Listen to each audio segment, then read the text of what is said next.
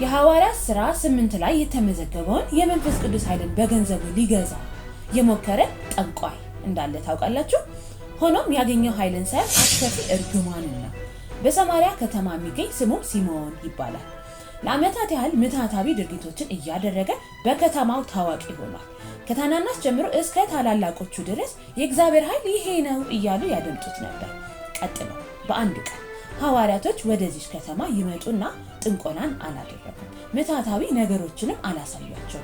ኢየሱስን ሰብከውላቸው እጃቸውን በሕዝቦቹ ላይ ጫኑ። መንፈስ ቅዱስ በወረደ ጊዜ መላው ሕዝብ በሰማያዊ መለኮታዊ ኃይል ተጠመቁ።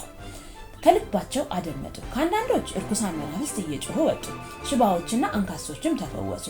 ሲሞን ከዚህ በፊት አይቶት የማያውቅ አስደናቂ ክብር በመካከላቸው ተመለከተ። ወዲያውኑ ይሄንን ኃይል ከተቆጣጠርኩኝ እኔን የሚያስቆመኝ አይገኝም በማለት አሰላሰለ። ስለዚህም ገንዘብ አመጣላቸውና ልክ የንግድ ስምምነትን ለማድረግ ባለ ንግግር እጄን የምጭንበት ሁሉ መንፈስ ቅዱስን ይቀበል ዘንድ ለእኔ ደግሞ ይሄንን ስልጣን ስጡኝ። ጴጥሮስ ግን በኃይለኛ ቁጣ ተቆጣና የእግዚአብሔርን ስጦታ በገንዘብ እንድታገኝ አስበሃልና ብርህ ካንተ ጋር ይጥፋ።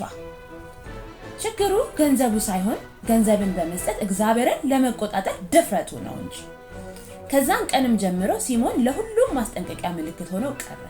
ገንዘብን ከሰዎች ጋር ባለው ግንኙነት ወይም ደግሞ ዝናን በመጠቀም መንፈሳዊ ስጦታን እና የእግዚአብሔርን ኃይል ሊሸቅጡ ለሚፈልጉ ማስታወሻ ሆነ። በእግዚአብሔር መንግስት ውስጥ የጸጋ ሙላት የምርት ውጤት አይደለም። የአገልግሎት ጥሪ መገበያያ ገንዘብም አይደለም። የእግዚአብሔር መንፈስ የሚሞላው ንስሐ ለመግባት ለተዘጋጀ ነፍስና በእሱ ለመንጻት ለፈቀደ ነው። ስለዚህ እግዚአብሔር በእናንተ እጅ ላይ ኃይሉን ካሳረፈ ሰዎችን ለመቆጣጠር ነው ወይንስ እንድታገለግሏቸው ነው የምትፈልጉት? አስተያየት መስጫው ላይ በታማኝነት ሐሳባችሁን ጻፉ።